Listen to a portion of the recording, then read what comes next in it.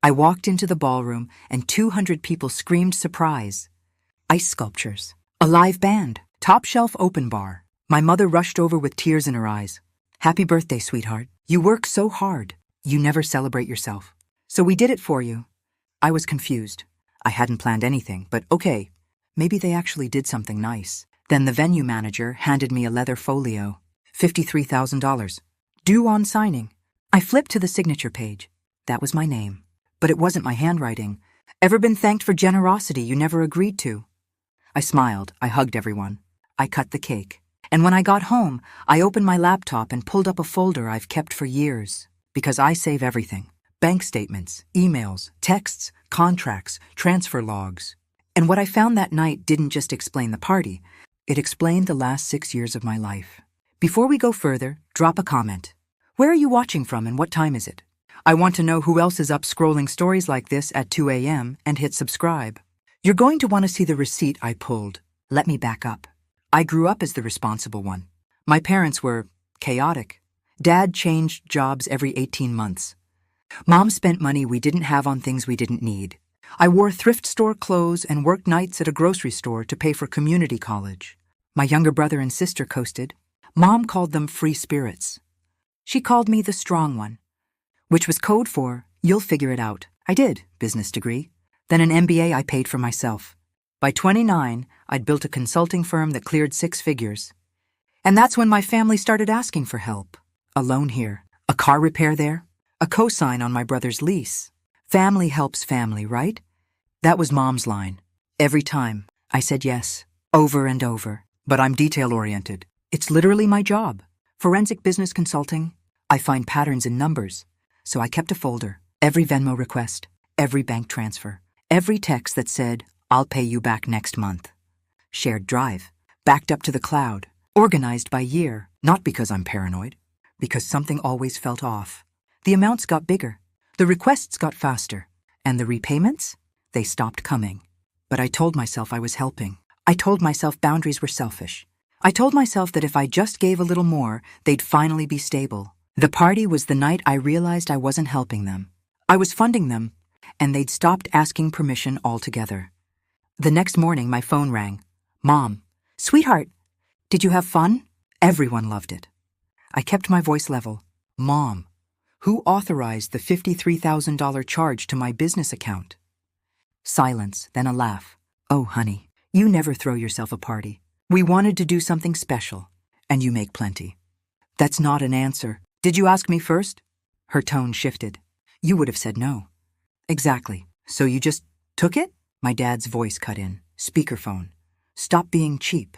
It's your birthday. We raised you. This is the least you can do." The least I could do. I tried one more time. "The venue needs final payment by Friday." I didn't agree to this. Mom sighed like I was the one being unreasonable. "We already told everyone you hosted it. Don't embarrass us now. Just handle it." She hung up. 10 minutes later, my phone buzzed. The family group chat. My brother. "Relax, Scrooge. It's called family." My sister. "Some of us still know how to be grateful." A meme. Me photoshopped as a villain hoarding gold coins. I took a screenshot. Then I called the venue. "Hi, I need to see the contract and the deposit agreement." I didn't authorize this event. The manager hesitated. "Your mother said you'd call.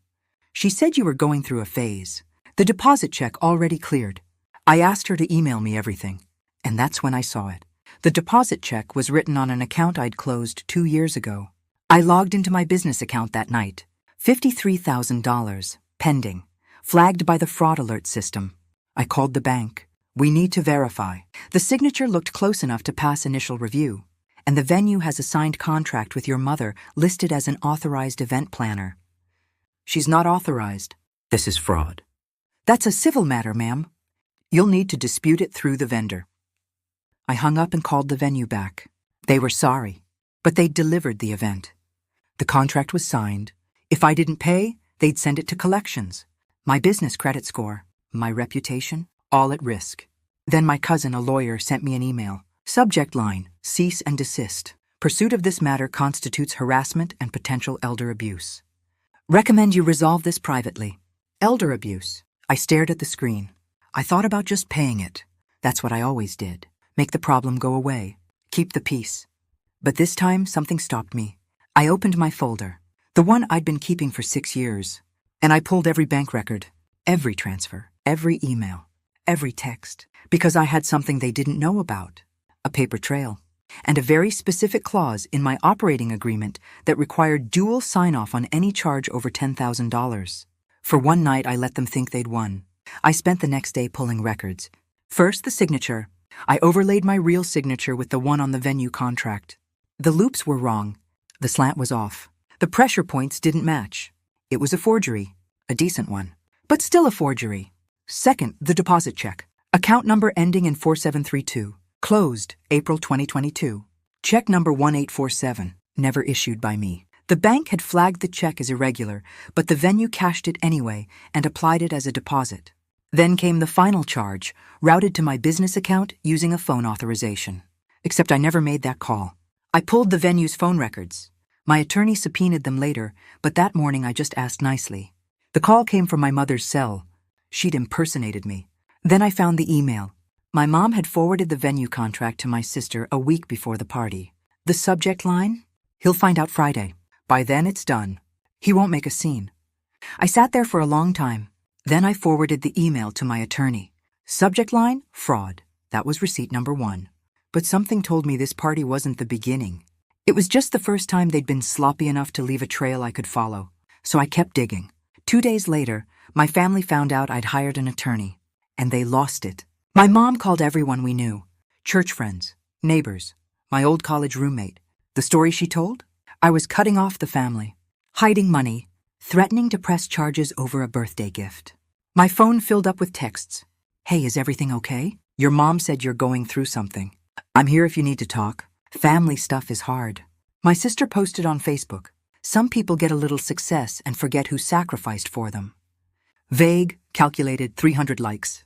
Then my dad showed up at my office, unannounced, during a client meeting. He stood in the lobby and shouted, "You owe us. We fed you. We raised you. We made you who you are. And this is how you repay us?" Security walked him out. My assistant looked at me. "Do you want to call the police?" I said no, not yet. But I felt it, the doubt creeping in. Maybe I was overreacting. Maybe I was the villain. Maybe I should have just paid and moved on. That night I sat in my car outside the office. My phone buzzed non-stop. Messages, calls, voicemails. I thought about backing down. And then I thought about the email, the forged check, the impersonation. I wasn't overreacting. I was finally reacting. So I went deeper. My attorney pulled 3 years of transaction history, every account tied to my name or my business. We found a pattern, 6 unauthorized charges, spanning 3 years, totaling $147,000. A car loan from my brother, $12,000, charged to my credit card without my knowledge. He told me it was a family discount he got through his dealer. A home equity line of credit, opened in my name, $62,000 withdrawn. My mother had forged a power of attorney document and had it notarized by a friend. Medical bills for my father, $19,000. Charged to my health savings account using stolen login credentials. Every time they called it an emergency. Every time they promised to pay me back. None of them ever did. Then my attorney found the texts. My mom to my sister, 2 years earlier. Just say you thought he knew. He won't push it. He never does. My sister's reply, what if he checks? Mom, he won't. And if he does, we'll say it was a miscommunication. He'll feel guilty and drop it. I read those texts 3 times. They weren't scared of getting caught. They were counting on me to stay quiet. That was receipt number 2. And now I knew exactly how deep this went. I wanted to understand why. So my attorney hired a forensic investigator. With my consent, we ran a background check on my parents. What we found explained everything. Credit card debt, $280,000. 2 mortgages, both underwater. Combined, $60,000 in arrears. Car leases in default. Student loans for my siblings, co-signed by my parents, never paid. They were drowning, and I was the life raft. But it got worse. The investigator found emails between my mother and the venue. She hadn't just planned one party. She'd tried to set up an annual sponsorship. Quoted price, $120,000 per year. Billed to my business. The venue had asked for tax documentation. That's the only reason it didn't go through. Then we found the credit applications. 3 attempts in 6 months, all using my social security number. Car financing. a personal loan, a new credit card. All denied because the bureaus flagged them as duplicate requests.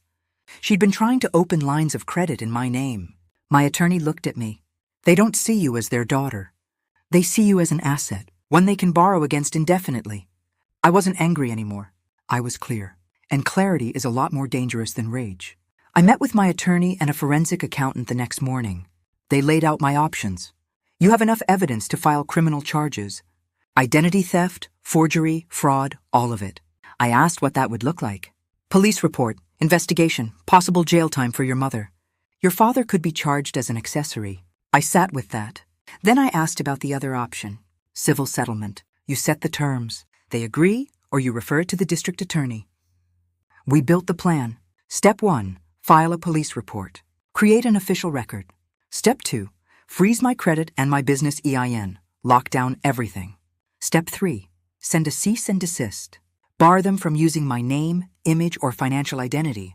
Step 4, dispute every fraudulent charge with the banks and credit bureaus. Attach the forensic report. Step 5, offer a settlement. They enter financial counseling.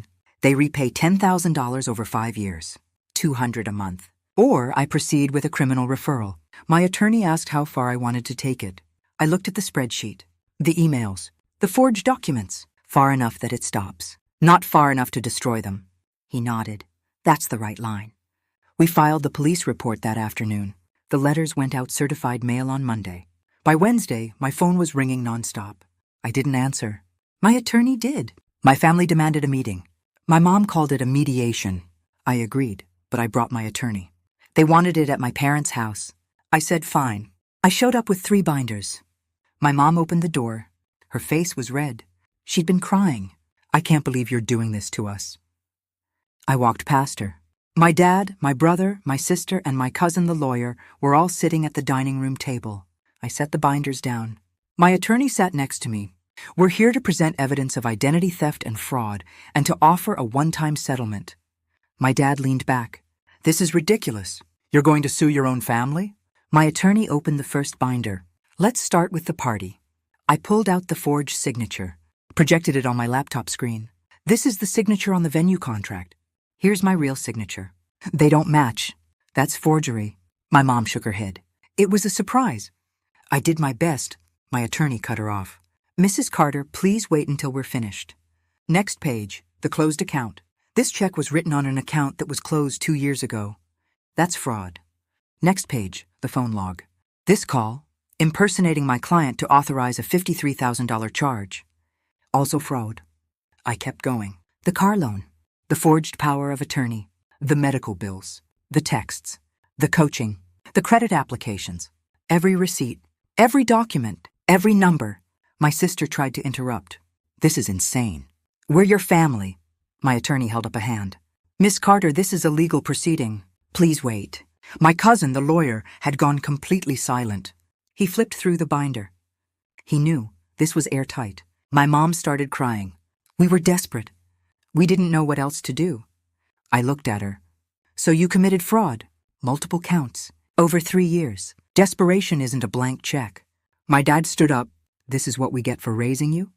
My attorney's voice stayed calm. Sir, please sit down. I slid the settlement agreement across the table. You have 2 options. Sign this. Enter financial counseling. Repay $10,000 over 5 years. No contact except through my attorney for 6 months. I paused. Or I refer this to the district attorney Monday morning. You have 72 hours. I stood up. My attorney closed the binder. We walked out. No yelling, no tears, no slammed doors, just the sound of a binder closing. And my mother's voice, quiet, behind me. You've really changed. I stopped at the door. No, I just finally stopped letting you take advantage of me. They signed the settlement Thursday night. Repayment plan, $200 a month for 5 years. $12,000 total. I forgave the rest. Not out of kindness, out of practicality. Bankruptcy would have meant I'd get nothing. The terms also required financial counseling, monthly proof of attendance, and no contact for 6 months except through my attorney.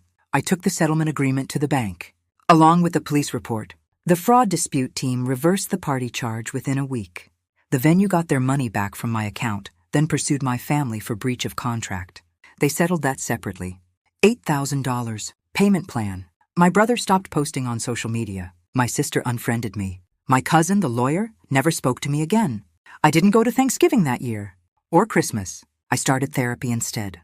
Twice a month, working through codependency, boundaries, and why I'd let it go on so long.